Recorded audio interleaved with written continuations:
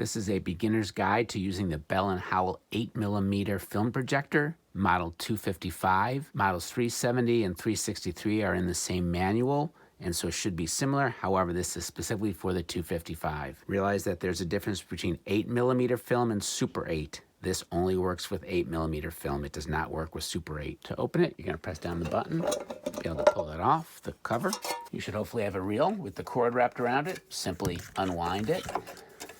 Once you have it unwound, you're going to pull up the arms.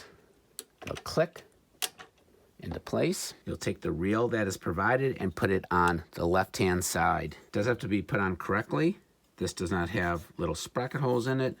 This has sprocket holes. So this side will go in on this, and it fits on a piece here. If you have it the right way, it should slide on effortlessly. There's the piece that will slide into one of these notches. Put it on, and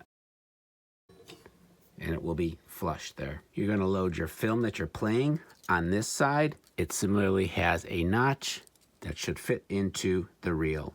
And remember, this is 8mm, not Super 8. The film is going to hang off the front, and the holes in the film, the perforations in the film, should face this way. Slide it on there, over that notch. This again shows how it's flush against here, and the little holes or perforations are towards where the controls are. There are a number of different controls you'll need to familiarize yourself with. This is the main power switch. When I turn it to motor, you'll hear the motor start to turn.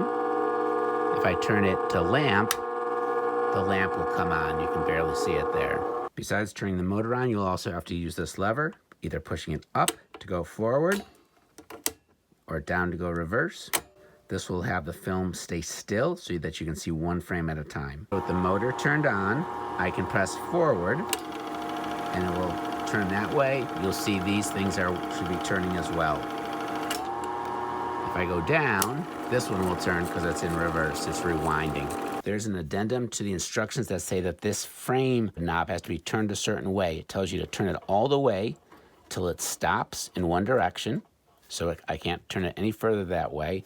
Then it tells you about to turn it 2.5 times in the other direction. So you can see frame is up. So here's 1 turn, 2 turns, and 2.5 turns. And that should be your starting point when you go to thread the film. What you're going to do is you're going to press the automatic loop setter down. You're going to turn the motor on, and you're going to press this forward, holding this, and I should be able to put it in, and now it should take up. Okay? I'm watching it for sure. Is it coming out here? It is. That's good. Helping to guide it underneath. And at some point, I'm going to press still. Make sure it will go underneath this guide and this guide as you place it through here into the middle of the reel, and then find one of those kind of notches, if you will. Put it in there.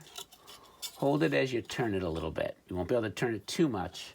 Should be ready to go now. This is a close-up of threading the film. Turn the motor to on. I don't need the lamp on. I'm going to push this down.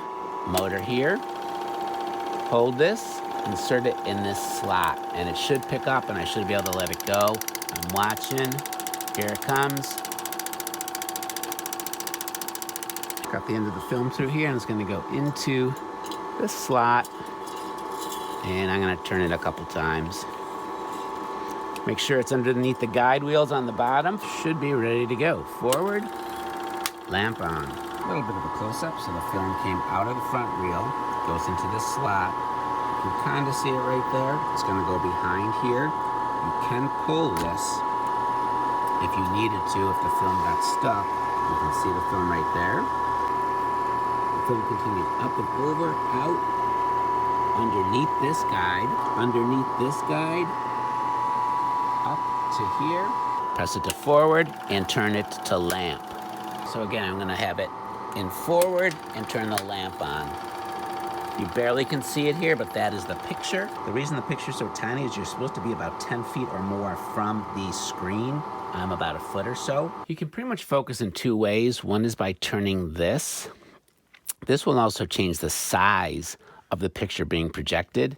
And then precise focus is with this. I can change kind of the size of the picture being projected by touching the part with the lines on it. There is a focus on the very front, and then I can find focus here. When it gets to the end, it'll kind of stop. You'll turn the lamp off, but keep the motor on. There'll be a little extra film that I'm gonna pull out of here. Turn off the forward mechanism. Pull the film from here. Pull it to over here. Get it in that slot. Turn it a little bit to get it started. Motor is still on. I'm gonna go and rewind. You always wanna rewind it back onto the original reel. When it's all the way done, I will stop this.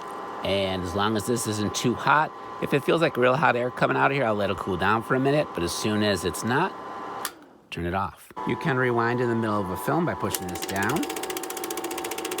A couple other features. This is for cutting the film or splicing it if the front end of the film is jagged or bent or otherwise damaged. This is actually fine, but just to show you how the splicer works, what you'll see is there's a pin, and the pin is gonna go in one of the perforations. So I would put it here. I want it in between the tracks. I want it on the pin, and then I'm just gonna pop down there. There's the piece that I have cut off, and here is the new lead. This frame button, if you get a black line in your film, you're gonna just turn that to the left or to the right until you get rid of that black line. In the front is this. You can loosen this, and you'll see this spring comes down. That way, if you need it at a tilt, and wherever you want it. So if I want it tilted that much, I put it down to where I want it, and then tighten it.